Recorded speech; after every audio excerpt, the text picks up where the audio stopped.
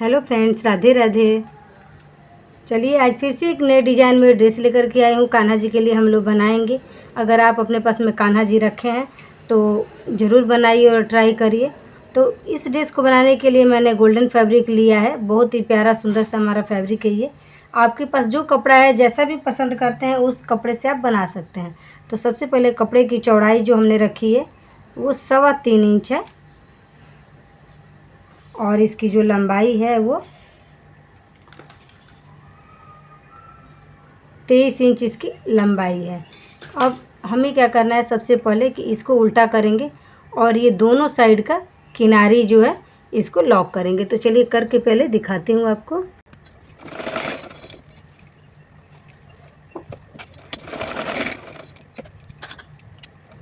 इस तरह से दोनों साइड की किनारी को मैंने सिल करके इसको कंप्लीट कर दिया है। अब इसको मैं इस तरह से फोल्ड कर लूँगी और फोल्ड करके इस पट्टी को मैं सीधा कर लूँगी।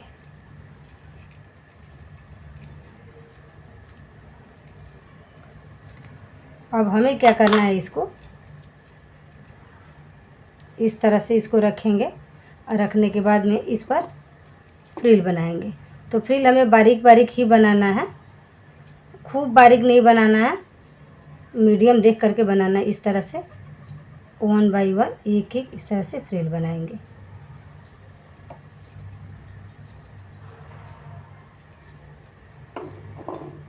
तीन से 4 नंबर के गोपाल जी के लिए ड्रेस मैं बना रही हूँ और बता रही हूँ आपको। इस तरह से इस पर फ्रिल बनाएंगे।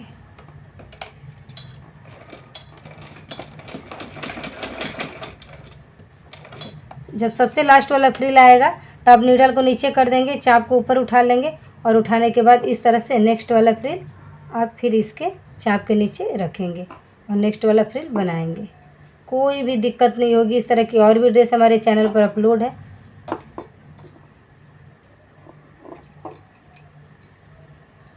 इस तरह से 1 बाई 1 एक एक फ्रिल हम इस पर रख करके कंप्लीट करेंगे। तो चलिए करती हूँ और करके दिखा रही हूँ आपको।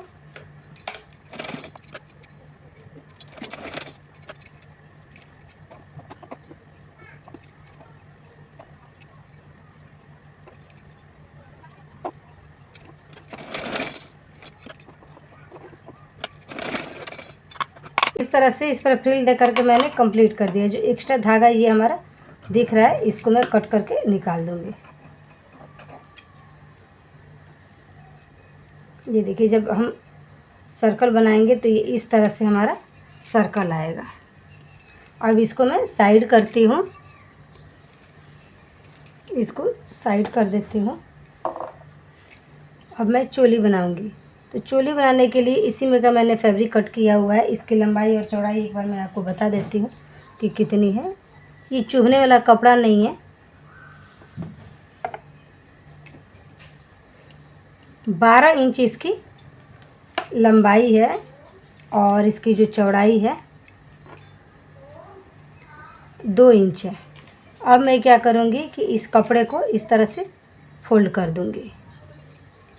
फोल्ड करने के बाद में 2 फोल्ड कर दिया है, अभी डबल किया है। डबल करने के बाद में एक बार मैं इसको और फोल्ड करूँगी। इस तरह से फोल्ड करने के बाद में अब यहाँ पर जो खुला वाला भाग है इसको मैं ऐसे ही छोड़ दूँगी। जिधर से हमारा फोल्ड है इधर के साइड से मैं इसको तिरछा कट करूँगी।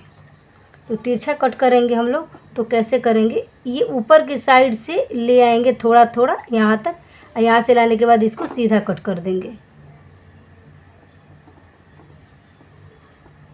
इस तरह से और यहाँ से सीधा कर देंगे। ये इस तरह से करेंगे।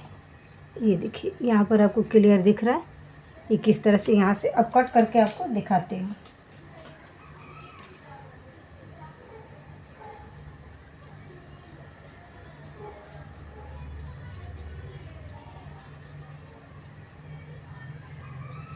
यहाँ से सीधा कर देंगे। इस तरह से कट करके मैंने इसको कंप्लीट कर दिया है। अब इसको हम खोल देंगे। तो कट करने के बाद में ये इस तरह का लुक आ रहा है तिरछा। ऊपर से यहाँ पर ज़्यादा आ रहा है और इधर के साइड में हमारा कम आ रहा है। अब इसको मैं साइड करती हूँ इस कपड़े को और इसी में की एक पट्टी मैंने और कट की हुई है। ये मैं फीता के लिए कर रही हूँ। इसकी लंबाई और चौड़ाई एक बार मैं आपको बता देती हूँ कि कितनी रखी है मैंने। 2 इंच से 1 पॉइंट हमारा कम है चौड़ाई इसका, और इसका लंबाई हमारा 9 इंच है। इसमें चौड़ाई आप अपने हिसाब से रख सकते हैं। अब हम क्या करेंगे, इसको यहाँ से इस तरह से फोल्ड करके इस पर सिलाई लगाएंगे, या आप इसको इस तरह से भी सिल सकते हैं। इस तरह से फोल्ड करेंगे, यहाँ से थोड़ा सा फोल्ड करेंगे और यहाँ से थोड़ा सा फोल्ड करके इस तरह से भी आप इसको सिल सकते हैं, फोल्ड करके इस तरह से।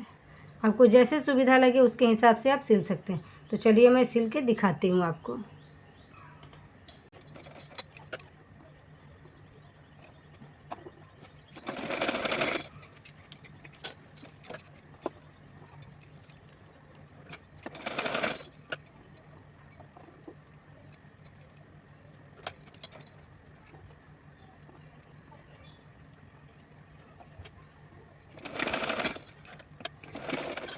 इस तरह से इस पट्टी को सिल करके मैंने कंप्लीट कर दिया है। अब इसको इस तरह से हम फोल्ड कर देंगे। फोल्ड करने के बाद दोनों साइड की पट्टी हमारी ये लॉक है किनारी से।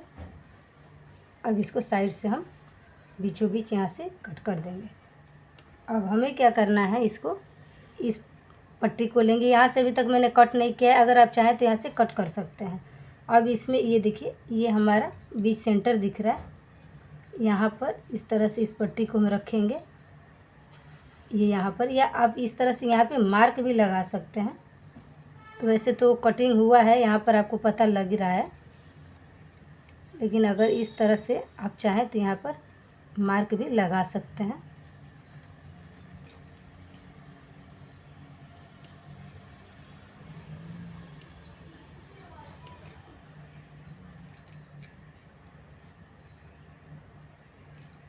ये देखिए, एक यहाँ पर मार्क है, एक यहाँ पर मार्क है।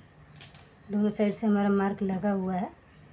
यहाँ पर एक आप पट्टी को रख देंगे, एक पट्टी को आप यहाँ पे रख देंगे।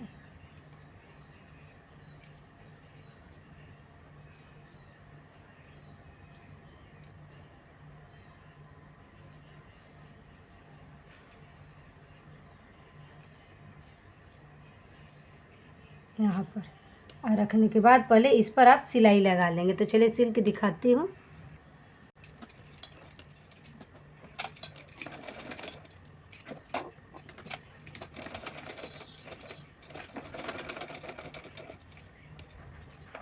ये यहाँ पर सिल गया है हमारा। अब इसको क्या करूँगी, ये दोनों को इस तरह से मिला लूँगी, और मिलाने के बाद में ये देखिए, हम यहाँ पर चेक कर लेंगे कि ये हमारा बीच सेंटर में सिलाई हुआ है कि नहीं। ये इस तरह से, इसके बाद में इस पर हम अब सिलाई लगाएंगे। तो चलिए सिल के दिखाती हूँ। इसको जब सिलाई करेंगे तो जिस तरह से हमारा ये कटिंग हुआ है उसी तरह से इस पर हम सिलाई करेंगे। तो चलिए उसी तरह से सिलाई करके आपको यहाँ पे दिखा रही हूँ। इसको यहाँ से सिलाई करेंगे, ये बगल से।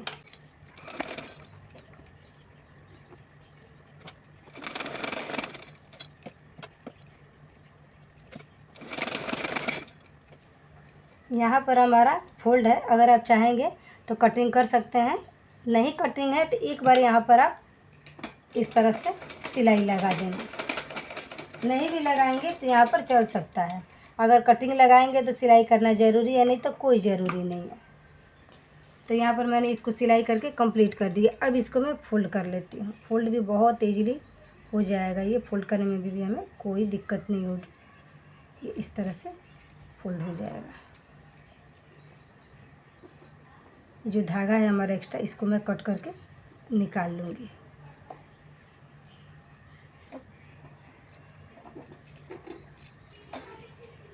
अब इसको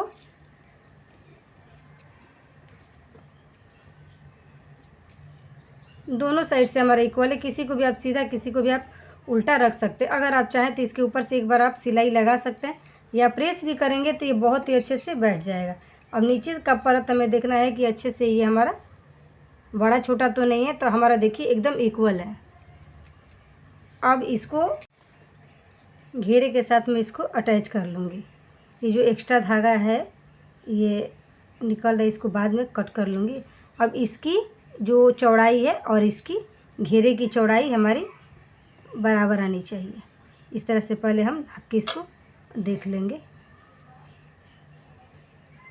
ये देखिए इक्वल आ रही है एकदम। अब चलिए इसके ऊपर रख करके इसको हम सिलाई लगाएंगे। ये अभी तक दोनों साइड हमारा सेम है, किसी को भी आप उल्टा और सीधा रख सकते हैं, इसको और इसको। तो चलिए इसके ऊपर रख करके इसको सिलाई लगाऊंगी इस तरह से, यहाँ से।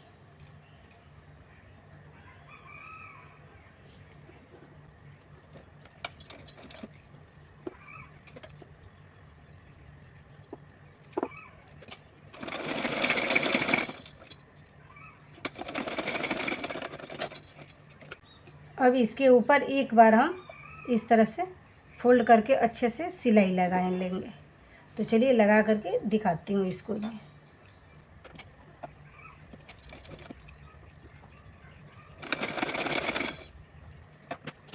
इस तरह से ऊपर की सिलाई लगा करके इसको मैंने कंप्लीट कर दिया है।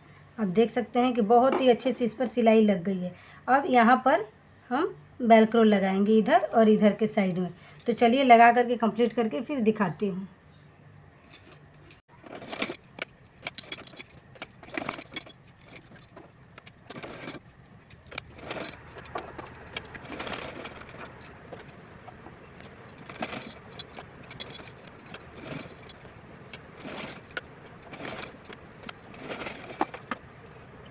इस तरह से इस पर वेलक्रो लगा करके मैंने इसको कंप्लीट कर दिया है। इधर हमारी सिलाई हो चुकी है। जब गोपाल जी को पहनाएंगे तो इस तरह की ड्रेस बहुत ही अच्छी फिटिंग आती है और पहनाने में भी बहुत ही इजी रहता है। इस तरह से गोपाल जी को ये आ जाएगा गले में, ये इस तरह से, ये जैसे खींचेंगे तो ये आगे शेप में आ जाएगा। और यहाँ की जो गहराई है ये पीछे कंधे के नीचे, ये बाजू के नीचे से होते हुए ये पीछे की साइड आ जाएगी। ये इस तरह से आएगी।